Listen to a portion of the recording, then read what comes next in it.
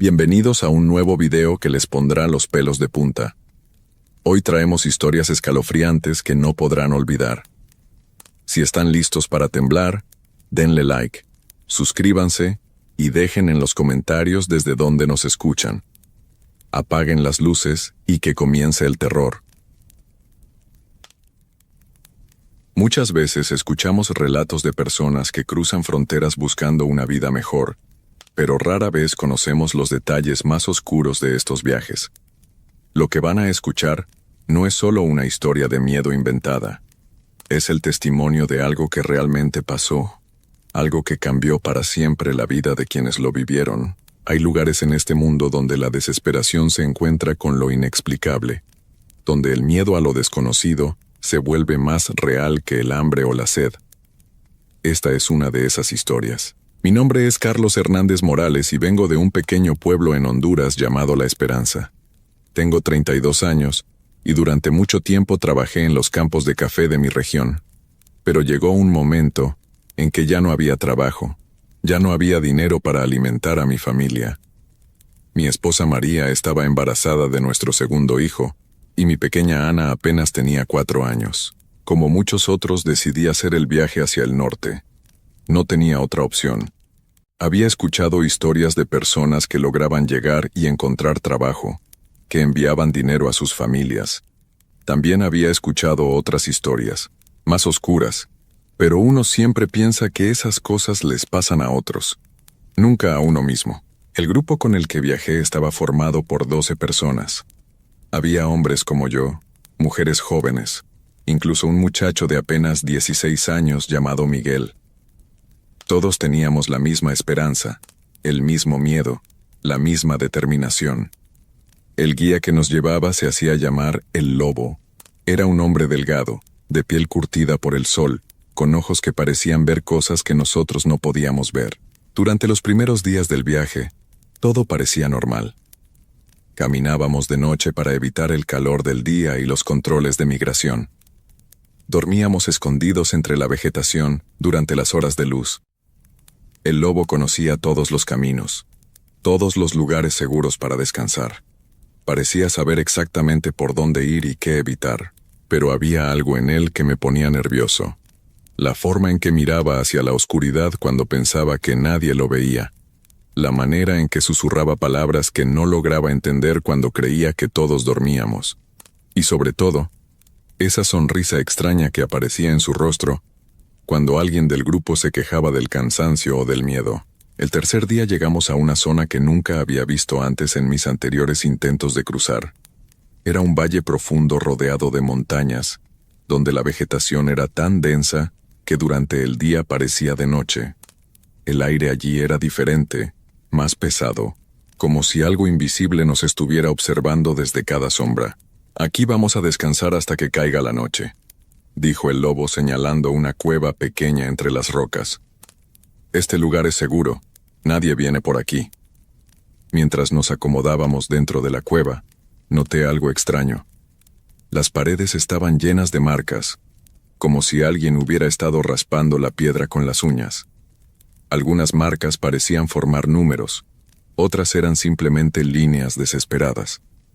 Cuando le pregunté a el lobo sobre esas marcas, su sonrisa se hizo más amplia. Son de otros viajeros como ustedes, dijo sin inmutarse. La gente se aburre esperando. Pero yo había visto marcas de aburrimiento antes, y esas no se parecían en nada. Esas marcas hablaban de desesperación, de terror, de alguien tratando de salir de un lugar del que no podía escapar. Esa primera noche en el valle fue cuando comenzaron a pasar cosas extrañas. Miguel, el muchacho más joven del grupo, despertó gritando alrededor de las 3 de la mañana. Decía que algo había estado tocando su cara mientras dormía, algo con dedos fríos y húmedos. Todos lo tranquilizamos, le dijimos que había sido una pesadilla, pero yo había visto la marca húmeda en su mejilla. El lobo no parecía preocupado por los gritos de Miguel. De hecho, parecía casi satisfecho, como si hubiera estado esperando que algo así pasara. Los primeros días siempre son difíciles, nos dijo. El cuerpo se tiene que acostumbrar al viaje. A veces la mente juega trucos. Pero no era la mente de Miguel la que estaba jugando trucos. Esa misma noche, 2 más de nosotros despertamos con la misma sensación. Algo nos había estado tocando mientras dormíamos. Algo que no era humano. La siguiente noche decidimos hacer guardia. Nos turnamos para vigilar mientras los demás dormían. Cuando me tocó mi turno, alrededor de las 2 de la mañana, fue cuando lo vi por primera vez. Era una sombra que se movía diferente al resto de las sombras. Se deslizaba entre los árboles sin hacer ruido, pero había algo en la forma en que se movía que me hacía saber que no era natural.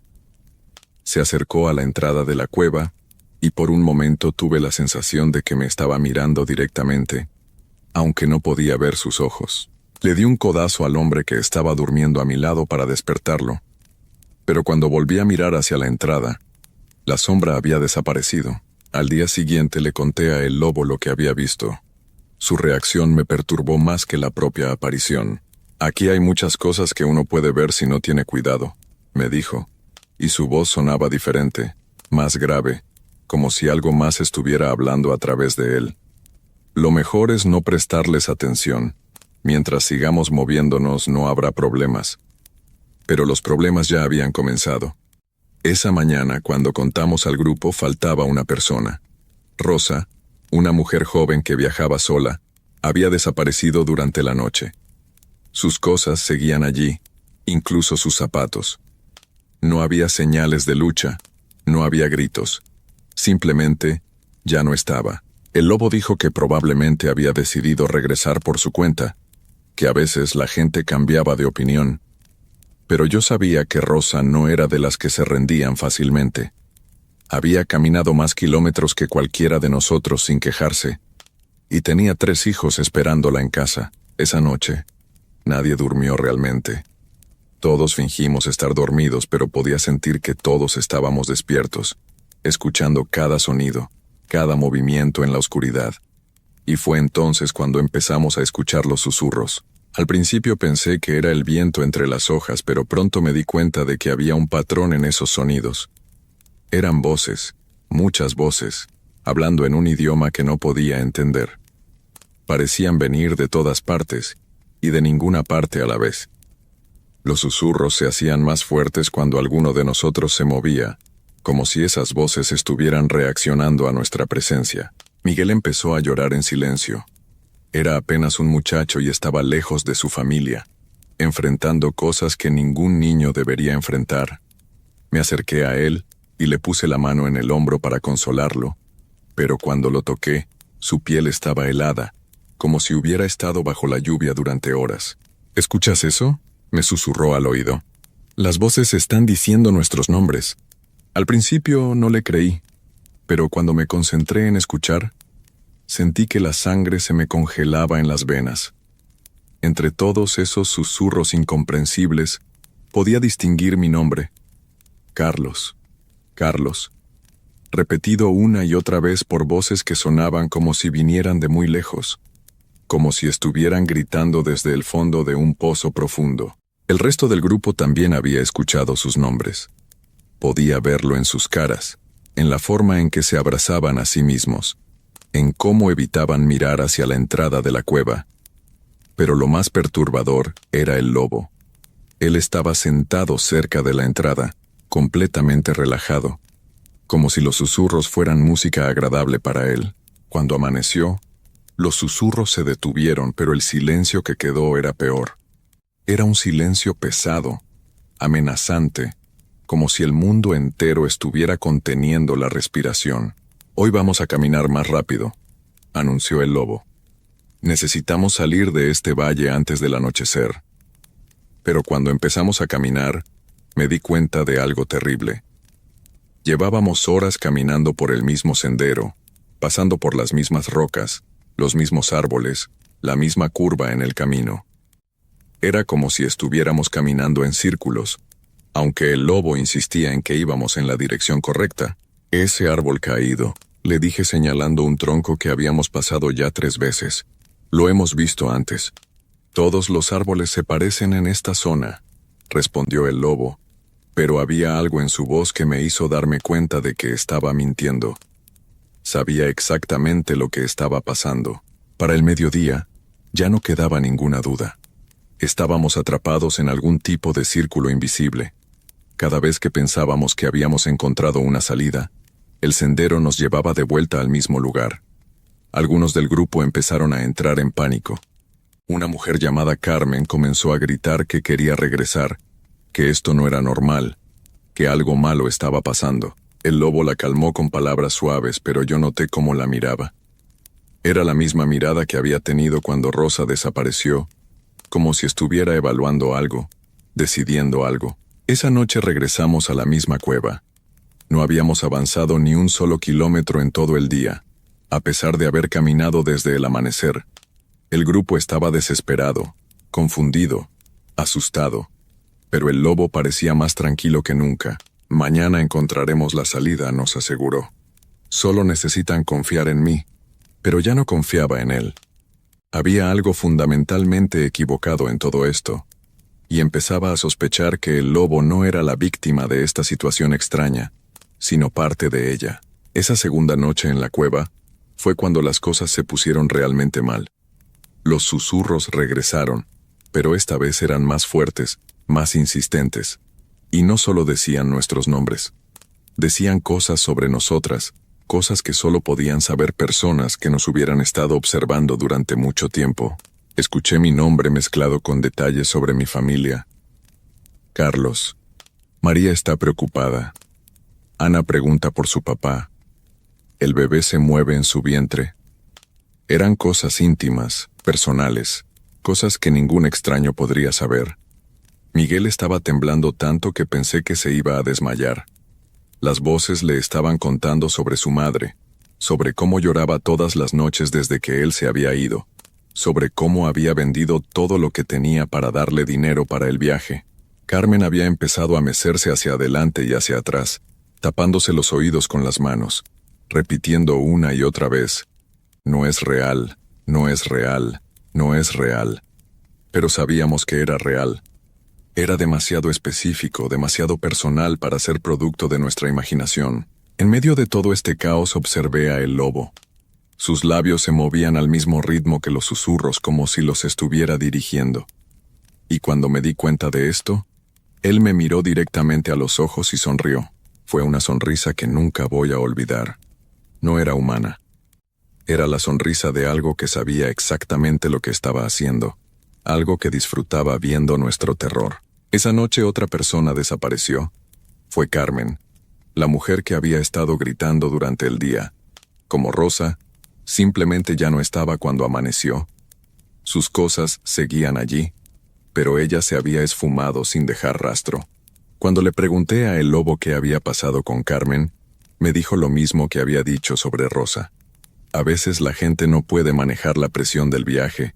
Probablemente decidió intentar salir por su cuenta. Pero yo sabía que Carmen no se había ido por su cuenta. Algo se la había llevado, algo que trabajaba con el lobo, algo que él había estado alimentando con nosotros desde el primer día.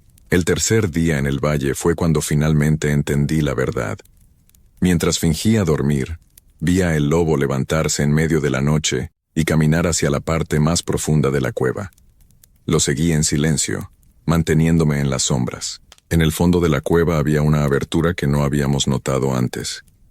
El lobo desapareció por ella, y después de unos momentos de duda, decidí seguirlo. La abertura llevaba a un túnel que se hacía más angosto a medida que avanzaba. Podía escuchar la voz del lobo adelante, hablando con alguien o algo, pero no era español lo que estaba hablando, ni ningún idioma que hubiera escuchado antes. Cuando llegué a una curva en el túnel, pude ver una luz débil más adelante. Me acerqué cuidadosamente y lo que vi me hizo contener la respiración. El lobo estaba en una cámara más grande, arrodillado frente a algo que no podía ver claramente en la penumbra. Pero podía distinguir formas humanas en las paredes, como si personas hubieran sido pegadas allí o hubieran crecido desde la roca misma. Y reconocí dos de esas formas. Una era Rosa, la otra era Carmen. No estaban heridas, no estaban sin vida, estaban integradas a la pared, como si la piedra hubiera crecido alrededor de ellas.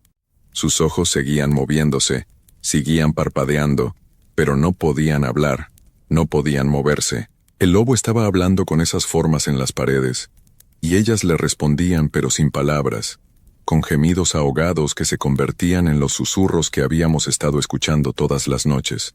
Traté de retroceder en silencio, pero pisé una piedra suelta que rodó por el túnel. El sonido resonó como un trueno en el silencio de la cueva. El lobo se detuvo de hablar y giró la cabeza hacia donde yo estaba escondido. Sus ojos brillaban en la oscuridad como los de un animal. No eran ojos humanos. Eran algo más, algo que había estado fingiendo ser humano durante todo este tiempo. Carlos, dijo con esa voz que ya no intentaba sonar normal. Sabía que alguno de ustedes vendría a buscarme eventualmente. Siempre hay uno que es más curioso que los demás. Corrí por ese túnel como nunca había corrido en mi vida, tropezando con las paredes, raspándome las manos y las rodillas, pero sin detenerme. Podía escuchar algo siguiéndome, algo que se movía más rápido de lo que cualquier persona podría moverse en esa oscuridad. Llegué a la cámara principal donde dormía el resto del grupo, y los desperté gritando que teníamos que irnos, que teníamos que salir de allí inmediatamente. Pero cuando traté de explicarles lo que había visto, las palabras no me salían de manera coherente. El lobo, logré decir entre respiraciones agitadas. No es lo que pensamos. Las mujeres, Rosa y Carmen, están en las paredes. Los demás me miraron como si hubiera perdido la razón. Miguel se acercó y puso su mano en mi frente. «Tienes fiebre», me dijo, «no estás delirando». Pero entonces apareció el lobo. Salió de la abertura del fondo de la cueva caminando con total tranquilidad, como si nada hubiera pasado. Cuando me vio, sonrió esa sonrisa horrible. «Carlos tuvo una pesadilla», le dijo al grupo. «El estrés del viaje a veces causa alucinaciones. Es normal». Los demás parecían creerle. Querían creerle. Era más fácil pensar que yo estaba teniendo problemas mentales que aceptar que algo sobrenatural estaba pasando. Pero yo sabía lo que había visto. Y sabía que si nos quedábamos allí una noche más personas iban a desaparecer. Durante el día siguiente, intenté convencer a los otros de que nos fuéramos solos, sin el lobo. Les supliqué que me creyeran. Les conté cada detalle de lo que había visto en esa cámara secreta. Pero estaban demasiado asustados para aventurarse solos en territorio desconocido. «Sin guía nos vamos a perder», decía un hombre llamado Eduardo. «Al menos con el lobo tenemos una oportunidad». «¿Qué oportunidad?», le grité. «¿No te das cuenta de que cada noche somos menos? ¿No te das cuenta de que nunca vamos a salir de este valle?». Pero Eduardo, como los demás, prefería aferrarse a la esperanza de que todo era normal, de que las desapariciones tenían explicaciones racionales. Esa tarde, mientras fingía descansar, escuché a el lobo hablando con el grupo. Les estaba contando sobre el último tramo del viaje, sobre cómo esa noche finalmente iban a salir del valle y continuar hacia la frontera. «Solo necesito que esta noche permanezcan muy juntos», les decía. «Hay patrullas en esta área y si nos separamos, algunos podrían ser capturados». Pero yo sabía que no había patrullas. Sabía que esa noche el lobo tenía planeado hacer algo con todos nosotros. Cuando cayó la noche, traté de mantenerme despierto, pero me di cuenta de que estaba luchando contra un sueño pesado y extraño. Mis párpados se hacían más pesados a cada minuto, aunque luchara por mantenerlos abiertos. Miré alrededor y vi que lo mismo les estaba pasando a los demás. Uno por uno, todos comenzaron a quedarse dormidos con esa misma somnolencia antinatural. El agua. Había sido el agua que el lobo nos había dado esa tarde. Nos había drogado. Con el último esfuerzo de conciencia que me quedaba, logré ver cómo el lobo se levantaba y comenzaba a arrastrar a Miguel hacia el túnel del fondo. El muchacho estaba completamente inconsciente, como un muñeco de trapo. Traté de moverme, de gritar, de hacer algo, pero mi cuerpo no me respondía. Solo podía ver y escuchar, pero no podía mover ni un músculo. El lobo regresó por Eduardo, luego por María, una mujer joven que había estado callada durante todo el viaje. Uno por uno, se los llevó a todos hacia esa cámara secreta. Cuando llegó mi turno, pude sentir sus manos frías agarrando mis brazos. Me arrastró por el túnel como había hecho con los demás. La luz extraña de la cámara secreta se hacía más brillante a medida que nos acercábamos. Cuando llegamos pude ver toda la horrible verdad. Las paredes estaban cubiertas de personas, docenas de personas que habían sido integradas a la roca a lo largo de los años. Reconocí a Rosa y Carmen, pero había muchas más. Hombres, mujeres, jóvenes, viejos. Todos con los ojos abiertos, todos conscientes, todos atrapados para siempre. Y en el centro de la cámara había algo que no era de este mundo. Era una masa oscura que parecía estar viva, que pulsaba como un corazón gigante. Tentáculos o raíces salían de ella y se conectaban con cada una de las personas en las paredes. El lobo me colocó contra una sección vacía de la pared y comenzó a pronunciar palabras en ese idioma extraño que había escuchado antes. Pude sentir cómo la piedra empezaba a crecer alrededor de mis piernas, como si fuera plastilina caliente que se moldeaba a mi cuerpo. La sensación era indescriptible. No dolía exactamente, pero podía sentir cómo perdía control sobre esas partes de mi cuerpo. La roca se extendía lentamente hacia arriba, cubriendo mi cintura, mi pecho. A medida que la piedra me absorbía, empecé a escuchar las voces de todas las otras personas atrapadas. Sus pensamientos se mezclaban con los míos. Podía sentir su desesperación, su terror, su resignación después de años de estar atrapados allí. Rosa me habló sin usar palabras directamente en mi mente. Al principio resistimos, tratamos de luchar, pero después de un tiempo, te das cuenta de que no hay escape. Esta cosa se alimenta de nosotros, de nuestro miedo, de nuestros recuerdos de casa. Carmen añadió. Cada tanto trae grupos nuevos. Siempre hay más personas desesperadas dispuestas a seguir a alguien que promete llevarlos a una vida mejor. Miguel, que acababa de ser colocado en la pared junto a mí, todavía luchaba contra la roca que crecía alrededor de él. Mi mamá, decía una y otra vez en mi mente. Mi mamá me está esperando. Pero gradualmente, su resistencia también se fue desvaneciendo como había pasado con todos nosotros. El lobo nos observaba con satisfacción. Ahora podía ver su verdadera forma. No era completamente humano. Era algo que había aprendido a imitar la forma humana para atraer a víctimas. Sus brazos eran demasiado largos, su piel tenía un tono grisáceo que no había notado en la oscuridad, y cuando sonreía, sus dientes eran demasiado afilados. Cada grupo me da energía para varios meses, nos dijo, aunque ya no necesitaba hablar en voz alta para comunicarse con nosotros. Y ustedes me ayudan a atraer a los siguientes. Sus voces llamando los nombres de sus familias son muy efectivas. Fue entonces cuando entendí completamente lo que había estado pasando. Los susurros que habíamos escuchado cada noche no eran de entidades desconocidas, eran de personas como nosotros, personas que habían estado atrapadas allí durante años, décadas tal vez, siendo utilizadas para atraer a nuevos grupos de migrantes desesperados. La roca había llegado hasta mi cuello. Pronto cubriría mi cabeza y me convertiría en parte permanente de esa cámara de horror. Pero antes de que eso pasara, el lobo me dijo algo que hizo que toda esperanza se desvaneciera completamente. Tu esposa María ya está buscando otro guía para hacer el viaje, me dijo con esa sonrisa cruel. Está desesperada porque no has enviado dinero. El bebé llegó la semana pasada, un niño, pero está enfermo y necesita medicinas caras. Ella piensa que te pasó algo malo, pero también piensa que tal vez simplemente la abandonaste. Sus palabras eran como cuchillos en mi corazón. Podía sentir la desesperación de María como si fuera mía propia. La imagen de mi esposa sola, con un bebé enfermo, y mi pequeña Ana, tratando de encontrar dinero para sobrevivir. Y lo más hermoso de todo, continuó el lobo, es que probablemente ella va a terminar aquí también. Los guías de esta región todos trabajan para mí. Todos traen sus grupos a este valle. Es un sistema perfecto. La roca cubrió mi boca, pero aún podía escuchar y ver. El lobo se acercó a mi cara antes de que la piedra la cubriera completamente. Ahora vas a ayudarme a llamar a tu familia. Tu voz mezclada con las de los demás va a hacer que vengan más rápido. Van a escuchar tu nombre en sus sueños, y van a saber que estás cerca, esperándolos.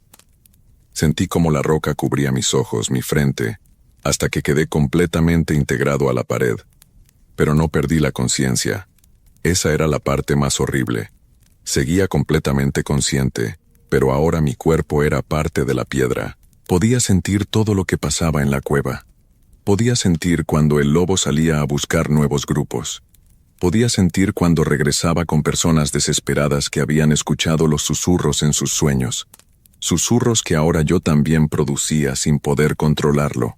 Los días se convirtieron en semanas, las semanas en meses. Perdí la cuenta del tiempo, pero no perdí la capacidad de sufrir. Cada día era una eternidad de estar atrapado, consciente pero inmóvil, viendo cómo llegaban nuevos grupos y sufrían el mismo destino que nosotros. Vi llegar a familias enteras, padres con sus hijos adolescentes, hermanos que viajaban juntos, mujeres embarazadas que esperaban dar a luz en el país del norte. Todos terminaron en las paredes de esa cámara maldita. Y entonces, después de lo que parecían años, llegó el día que más había temido y al mismo tiempo más había esperado. El lobo trajo un grupo nuevo, y entre ellos reconocí una voz que hizo que mi alma gritara de horror y desesperación. Era María. Mi esposa había hecho el viaje exactamente como el lobo había predicho. La escuché hablando con otros migrantes sobre mí, sobre cómo había desaparecido durante el viaje y nunca había enviado noticias. Llevaba con ella a nuestros 2 hijos, Ana, que ya tenía 6 años, y el pequeño Diego, que había nacido después de que yo me fuera. Mi esposo vino por este camino, le decía al grupo. Un amigo me dijo que había escuchado su voz en sueños, llamándome desde este valle. Sé que está aquí, esperándonos. El horror de la situación era indescriptible. Mis propios susurros involuntarios habían atraído a mi familia hacia esta trampa. La entidad malévola había usado mi amor por ellos como cebo, y ahora iban a sufrir el mismo destino que yo. Durante la primera noche que pasaron en la cueva, traté con todas mis fuerzas de advertirles. Intenté hacer que mis susurros fueran diferentes, que sonaran como advertencias en lugar de llamadas. Pero no podía controlar lo que salía de mí. La entidad controlaba nuestras voces y solo podíamos decir lo que ella quería que dijéramos. María escuchó mi voz entre los susurros y sonrió por primera vez en meses. Carlos está aquí, les dijo a nuestros hijos. Papá está aquí, esperándonos. Ana aplaudió de felicidad. El pequeño Diego, que apenas había cumplido 2 años, preguntó cuándo iba a ver a su papá. Esa noche, María desapareció primero. Como siempre, el lobo se llevó a los adultos antes que a los niños. La vi cuando la trajo a la cámara secreta, inconsciente por las drogas.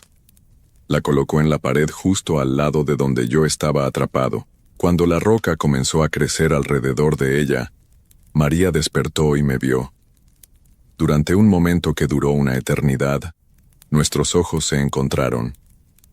Vi el reconocimiento en su mirada, luego el horror, luego la comprensión de lo que estaba pasando. Carlos, susurró antes de que la piedra cubriera su boca.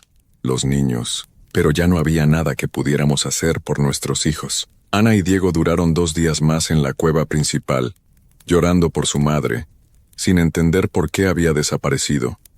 El lobo les decía que María había ido a buscar ayuda, que pronto regresaría con comida.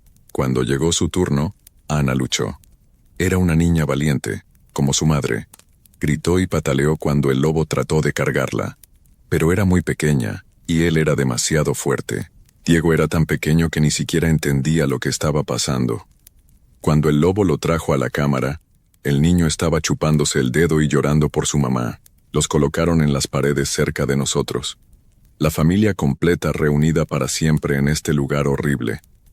Podíamos comunicarnos mentalmente, pero solo para compartir nuestro sufrimiento, nunca para consolarnos realmente. Ana me preguntaba constantemente por qué habíamos venido a este lugar, por qué no podíamos irnos a casa. Diego, siendo tan pequeño, a menudo olvidaba dónde estaba y preguntaba por sus juguetes, por su cama, por la comida que le gustaba, y así hemos permanecido. No sé cuánto tiempo ha pasado desde entonces. Podrían ser años, podrían ser décadas.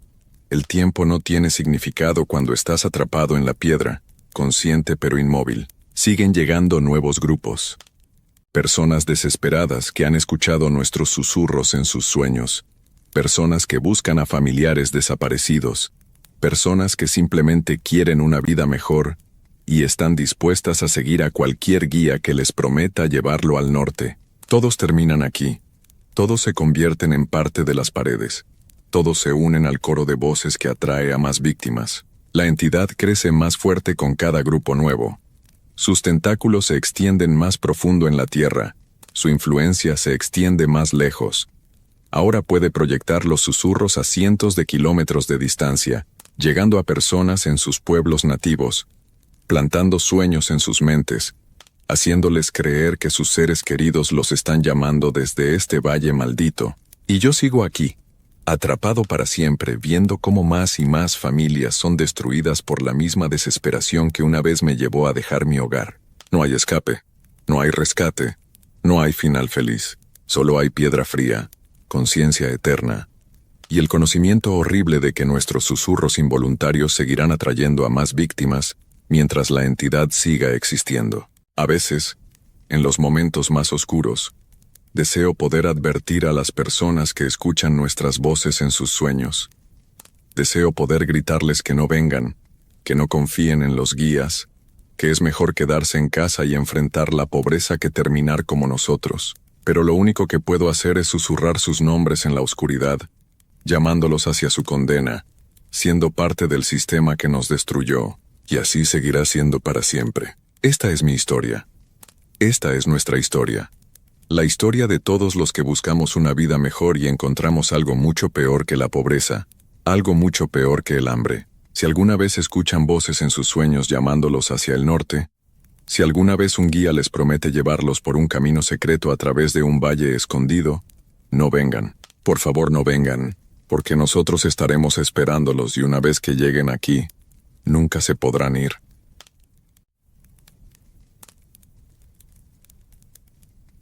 Antes de contarles esta historia, debo decir que yo mismo he vivido experiencias extrañas en mi vida. Siempre he sido una persona escéptica, de esas que necesitan ver para creer. Pero lo que les voy a relatar me cambió por completo la manera de ver el mundo. Esta historia me la contó mi primo hace algunos años, y después de investigar un poco, descubrí que no era el único que había pasado por algo así en esa zona. Les aseguro que cada palabra que van a escuchar es real, tal como me la contaron. Mi nombre es Roberto Alejandro Mendoza García, tengo 35 años y soy originario de un pequeño pueblo llamado San Miguel de los Remedios, en el estado de Michoacán. Trabajo como mecánico en el taller de mi padre.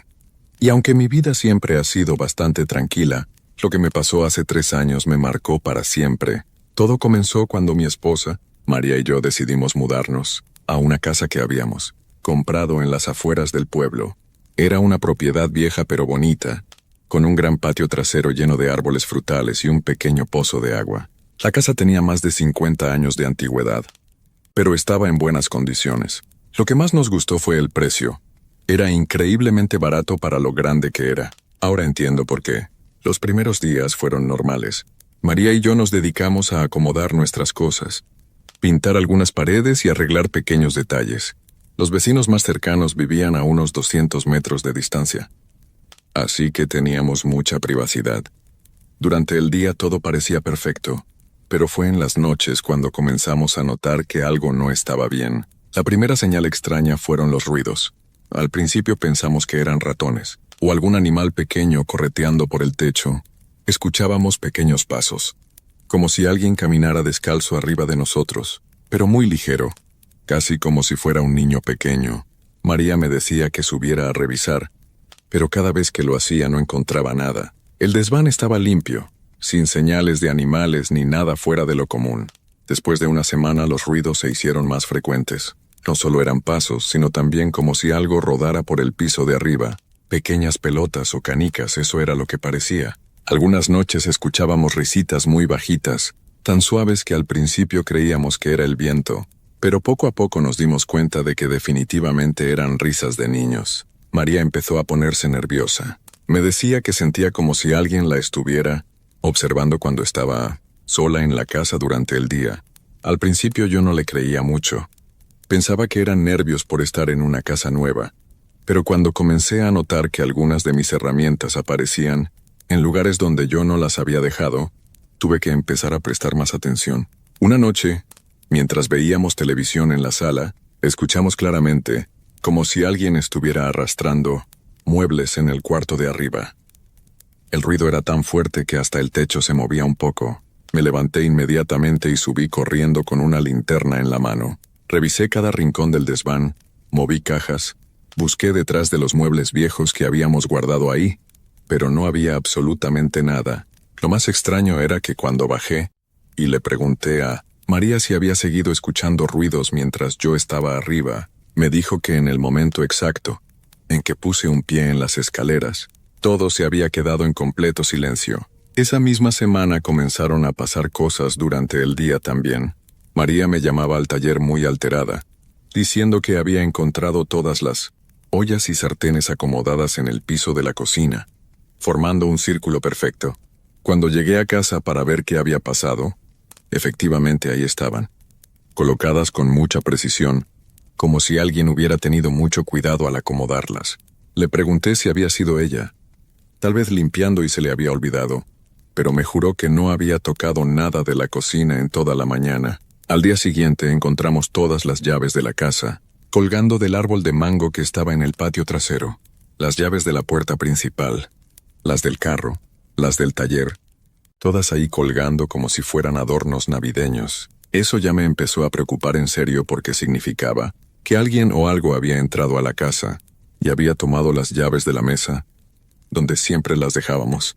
Decidí hablar con don Aurelio, el vecino más cercano y el más viejo de la zona. Él había vivido ahí toda su vida y conocía la historia de todas las casas del área.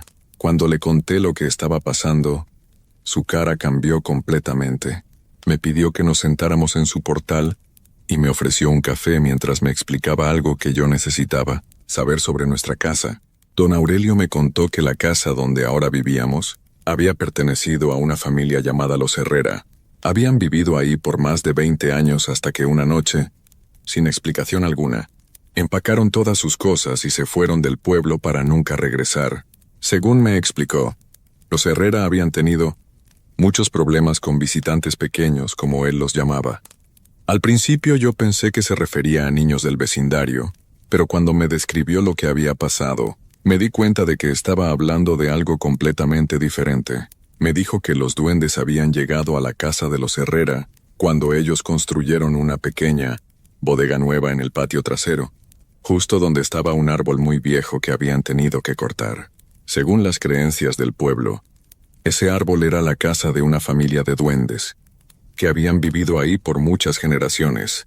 Al cortarlo, los duendes se habían quedado sin hogar y habían decidido mudarse a la casa de los Herrera. Don Aurelio me explicó que los duendes no son malvados, pero sí muy traviesos cuando se sienten molestados. Me contó que a los Herrera les habían comenzado a esconder cosas importantes, como documentos, dinero y llaves. También les hacían travesuras en la cocina. Les desacomodaban la ropa limpia y les hacían ruidos toda la noche para no dejarlos dormir bien. Pero lo que más me preocupó fue cuando me dijo que con el tiempo, las travesuras habían empezado a volverse más pesadas. Cuando le pregunté qué quería decir con más pesadas, me contó que los duendes habían empezado a tocarles los pies mientras dormían, a jalarles el cabello y a susurrarles cosas al oído en las madrugadas. La señora Herrera había comenzado a enfermarse mucho. No podía dormir y siempre estaba nerviosa. Los niños de la familia también empezaron a tener pesadillas y a despertarse llorando en las noches. Después de escuchar todo esto regresé a casa muy pensativo. No sabía si creerle completamente a don Aurelio, pero las coincidencias eran demasiadas como para ignorarlas. Esa noche decidí no contarle nada a María sobre lo que había averiguado, porque no quería asustarla más de lo que ya estaba. Sin embargo, esa misma noche las cosas empeoraron mucho más de lo que esperaba. Como a las 2 de la mañana, María me despertó jalándome del brazo. Estaba muy pálida y temblaba. Me dijo que había sentido como si alguien le estuviera acariciando el cabello. Pero cuando abrió los ojos no había nadie ahí. Yo traté de calmarla diciéndole que había sido un sueño. Pero entonces escuchamos claramente pasos pequeños corriendo por toda la casa. No eran pasos normales. Sonaban como pies descalzos de niños pequeños, pero corriendo muy rápido de un lado a otro. Se escuchaban en la sala, luego en la cocina, después arriba en el desván, y luego otra vez abajo. Era como si varios niños estuvieran jugando a las escondidas por toda la casa. María y yo nos quedamos abrazados en la cama, sin atrevernos a salir del cuarto. De repente, todo se quedó en silencio otra vez, pero justo cuando pensamos que ya había terminado, comenzamos a escuchar voces. Eran voces de niños pequeños, pero hablando en un idioma que no podíamos entender. Sonaban como si estuvieran conversando entre ellos. A veces se reían bajito, otras veces parecían estar haciendo planes. Las voces se escuchaban tan claras, como si los niños estuvieran parados, justo afuera de nuestro cuarto. María comenzó a llorar y me suplicó que nos fuéramos de la casa inmediatamente. Yo quería ser fuerte y protegerla, pero la verdad es que también estaba muy asustado. Nunca había vivido algo así en toda mi vida. Decidimos que al día siguiente hablaríamos sobre mudarnos otra vez. Aunque perdiéramos el dinero que habíamos invertido en esa casa, al día siguiente, cuando salimos del cuarto, encontramos algo que nos dejó helados. En el piso de la sala había pequeñas huellas de pies descalzos, como de niños de 5 o 6 años, pero hechas con lo que parecía ser tierra o ceniza. Las huellas iban de la puerta principal hasta la cocina.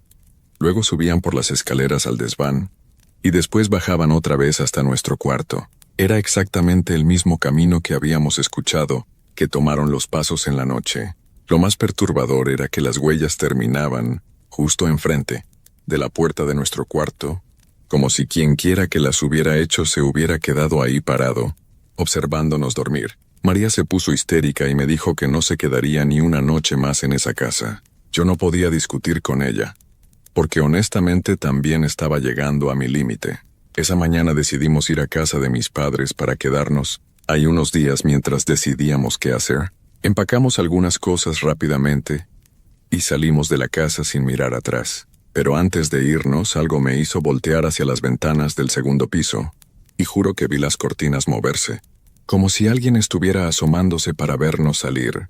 Durante los siguientes 3 días que estuvimos en casa de mis padres, traté de convencer a María de que regresáramos. Le dije que tal vez podíamos buscar a alguien que nos ayudara, un sacerdote o una persona que supiera de estos temas. Mi padre me recomendó a una señora del pueblo que se llamaba Doña Carmen, que según él, sabía mucho sobre duendes y otras criaturas del campo. Fuimos a ver a Doña Carmen una tarde. Era una mujer mayor, de unos 70 años, con el cabello completamente blanco y unos ojos muy penetrantes. Cuando le contamos todo lo que había pasado, ella nos escuchó con mucha atención, asintiendo con la cabeza como si ya supiera exactamente de qué le estábamos hablando. Doña Carmen nos explicó que los duendes de esa zona eran una familia muy antigua que había vivido ahí por siglos. Me dijo que no eran malvados, pero que se habían molestado mucho cuando cortaron su árbol, y que ahora consideraban nuestra casa como su nuevo hogar. Según ella, los duendes son muy territoriales, y no les gusta compartir su espacio con los humanos, especialmente cuando sienten que los humanos no los respetan.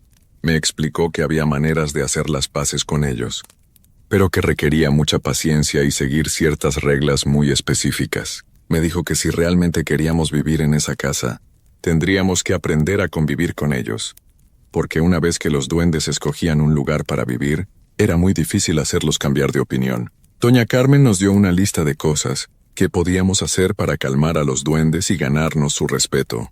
Primero, teníamos que dejarles ofrendas todas las noches. Leche, pan dulce, frutas pequeñas y algunas monedas. Las ofrendas tenían que ponerse en el patio trasero, cerca del lugar donde había estado el árbol cortado. Segundo, no podíamos hacer ruidos fuertes después de las 10 de la noche, porque esa era la hora en que los duendes salían a jugar y hacer sus actividades. También nos advirtió que nunca debíamos dejar ropa sucia tirada por la casa, porque a los duendes les molesta mucho el desorden y la falta de limpieza. Y lo más importante, nunca debíamos tratar de verlos directamente o tomarles fotos, porque eso los haría enojar muchísimo y podrían volverse realmente peligrosos. María no estaba muy convencida de regresar a la casa, pero yo la convencí diciéndole que al menos lo intentáramos por una semana, siguiendo los consejos de Doña Carmen. Si las cosas no mejoraban, nos mudaríamos definitivamente y buscaríamos otro lugar para vivir. Regresamos a la casa una tarde de jueves. Todo estaba exactamente como lo habíamos dejado, incluyendo las huellas en el piso, que curiosamente no se habían borrado a pesar de haber pasado varios días. Esa noche pusimos nuestra primera ofrenda en el patio trasero.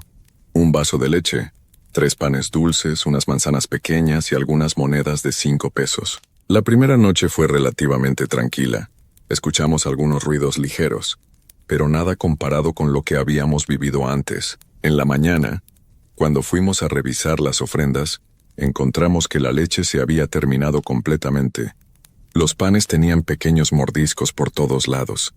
Las manzanas estaban medio comidas y, curiosamente, las monedas habían sido acomodadas en un círculo perfecto alrededor del vaso vacío. María se sorprendió mucho al ver esto. Me dijo que tal vez habían sido gatos o perros del vecindario, pero yo sabía que ningún animal podía acomodar monedas de esa manera tan precisa.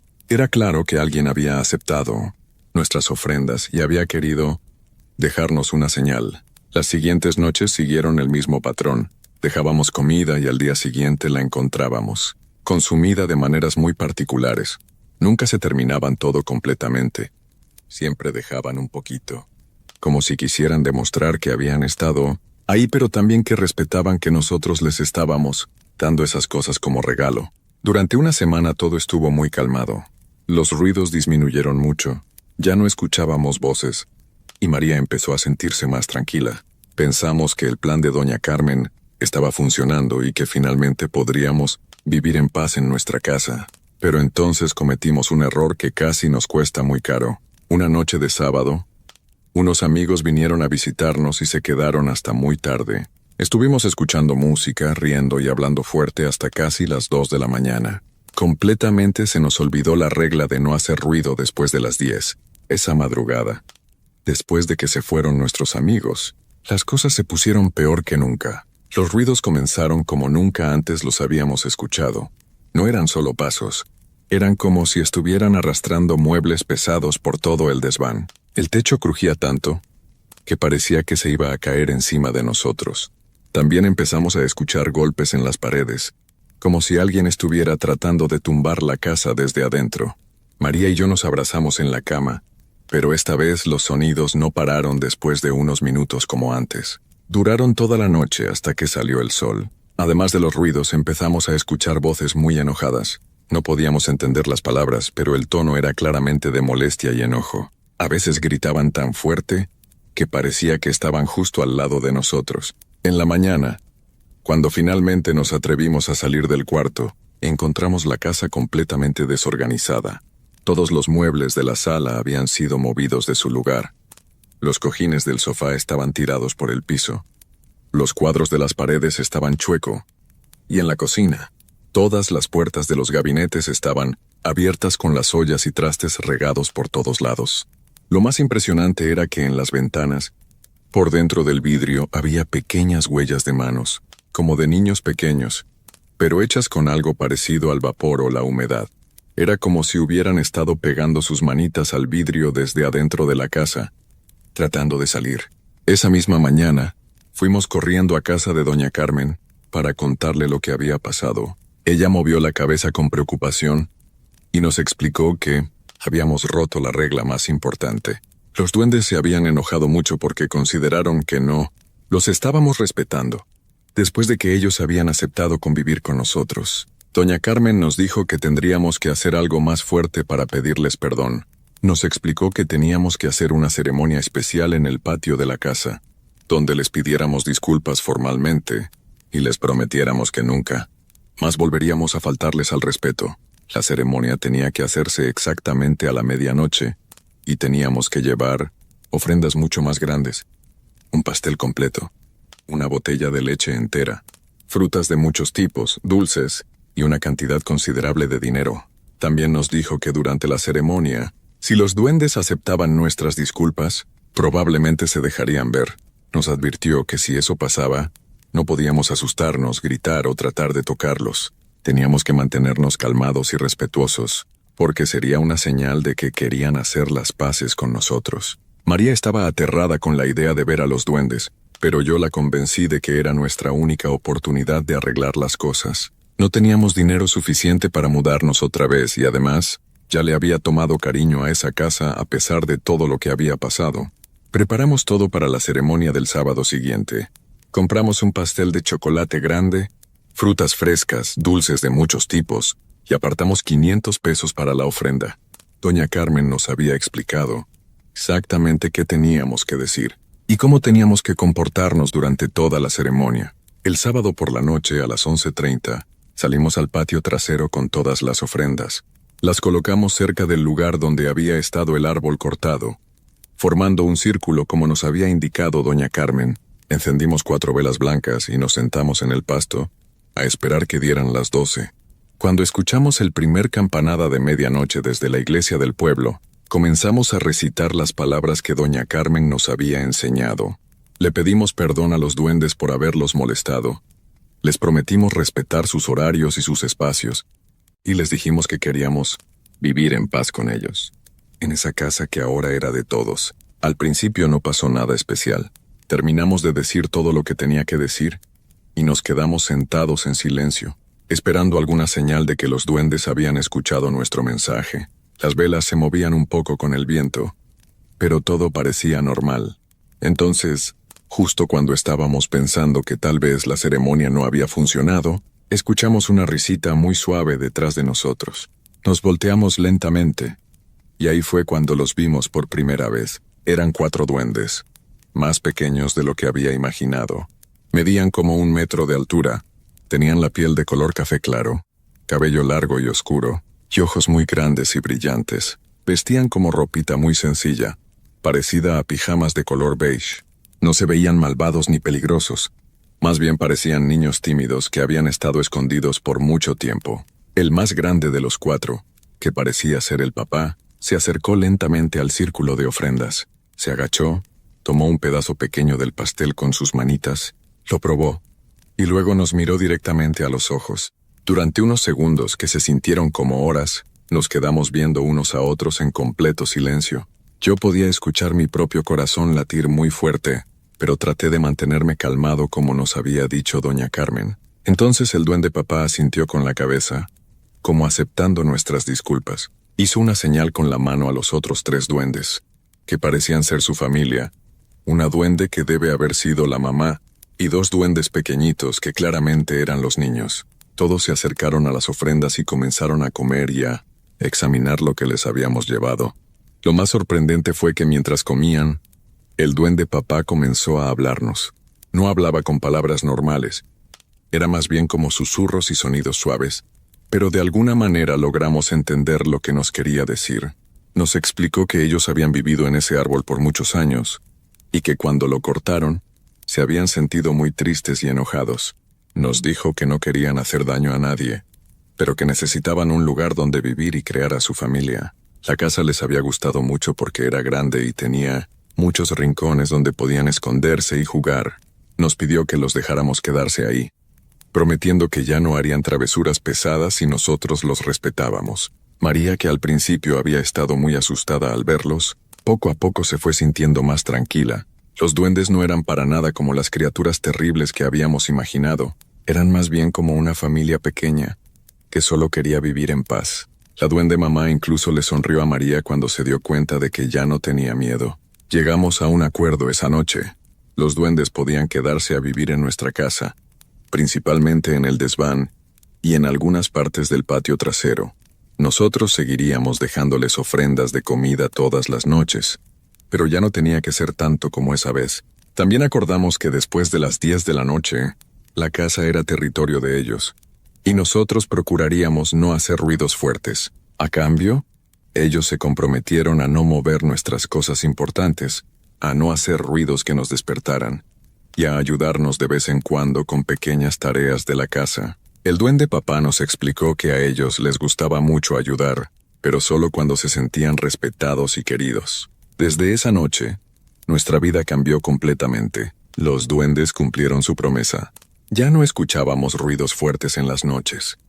Nuestras cosas ya no se perdían, y la casa siempre estaba más limpia de lo que nosotros la dejábamos. A veces encontrábamos que habían acomodado cosas que se nos habían olvidado, o que habían limpiado lugares que no habíamos tenido tiempo de limpiar. María empezó a acostumbrarse a vivir con ellos. Al principio le daba un poco de miedo saber que estaban ahí, pero con el tiempo se dio cuenta de que realmente eran criaturas buenas y útiles, Algunas mañanas encontrábamos pequeños regalos que nos habían dejado flores bonitas del patio, piedritas brillantes o pequeñas figuras hechas con ramitas y hojas. Los duendes niños eran los más traviesos, pero de manera divertida. A veces movían cosas pequeñas para jugar con nosotros, o nos dejaban pequeños mensajes hechos con palitos en el patio. Una vez encontramos que habían acomodado todas mis herramientas del taller en una fila perfecta, de la más pequeña a la más grande. Era como si quisieran demostrar que sabían organizar mejor que yo. Con el tiempo desarrollamos una rutina muy bonita. Todas las noches antes de irnos a dormir, dejábamos una pequeña ofrenda en el patio. No tenía que ser mucho. Un poco de leche, algunas galletas, fruta y de vez en cuando algunos dulces. En las mañanas siempre encontrábamos alguna pequeña sorpresa que nos habían dejado como agradecimiento. También aprendimos a reconocer sus estados de ánimo. Cuando estaban contentos, escuchábamos risitas suaves y pequeños sonidos alegres. Cuando algo los molestaba, como si hacíamos mucho ruido, o si no manteníamos la casa limpia, escuchábamos pequeños pasos rápidos y suspiros. Nunca volvieron a hacer travesuras pesadas, porque siempre procuramos respetar nuestros acuerdos. Han pasado ya 3 años desde que comenzó todo esto. María y yo seguimos viviendo en la misma casa, y nuestra relación con los duendes es ahora muy tranquila y armoniosa. Incluso hemos llegado a verlos algunas veces más, especialmente durante fechas especiales como Navidad o Año Nuevo, cuando les dejamos ofrendas un poco más grandes y ellos salen a agradecérnoslas personalmente. Nuestros amigos y familiares saben que algo especial pasa en nuestra casa, porque siempre está muy bien organizada y limpia, y porque a veces escuchan pequeños ruidos cuando nos visitan. Pero hemos aprendido a no contarle a todo el mundo sobre los duendes, porque mucha gente no entendería y podría asustarse o no creernos. Doña Carmen nos ha dicho que somos muy afortunados de haber logrado hacer las paces con ellos. Según ella, no muchas familias logran convivir tan bien con los duendes. Me dijo que es porque nosotros les demostramos respeto desde el corazón, no solo por miedo, y que los duendes pueden sentir la diferencia. Lo más importante que he aprendido de toda esta experiencia es que hay muchas cosas en este mundo que no entendemos completamente, pero eso no significa que no sean reales.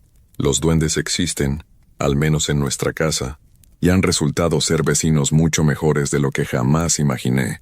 María ahora está embarazada, y estamos muy emocionados de ver cómo van a reaccionar los duendes cuando llegue el bebé. Doña Carmen nos dijo que los duendes adoran a los niños pequeños y que probablemente van a ser como pequeños guardianes de nuestro hijo. La idea me emociona mucho.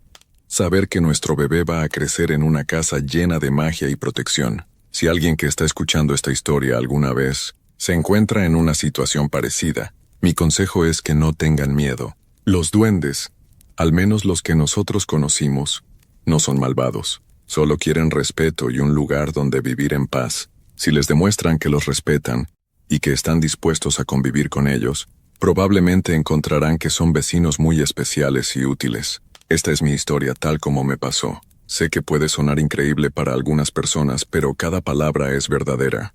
Los duendes siguen viviendo con nosotros hasta el día de hoy, y esperamos que sea así por muchos años más. Después de todo, ahora son parte de nuestra familia.